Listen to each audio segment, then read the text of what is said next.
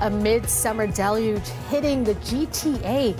We have extensive coverage tonight of the severe storms that slammed Toronto, dumping torrential rains that flooded roadways, caused widespread power outage, and led to commuter chaos.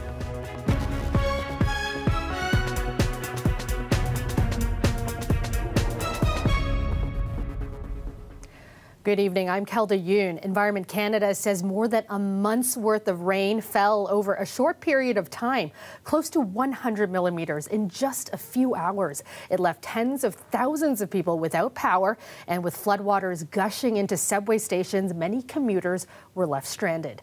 Nama Weingarten, CBC News, Toronto. And we have extensive coverage on this story online. Just head to our website at cbc.ca/Toronto for the very latest information. You can also download the CBC News app. Stay with us. We'll be right back.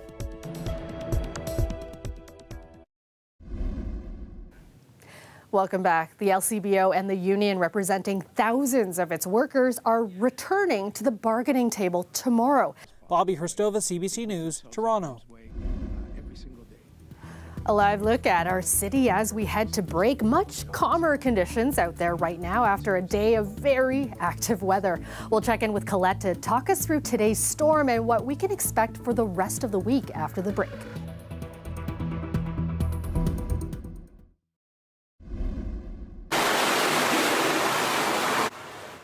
Today's severe rainfall also appears to have swept through Drake's mansion, located in one of the city's wealthiest neighborhoods.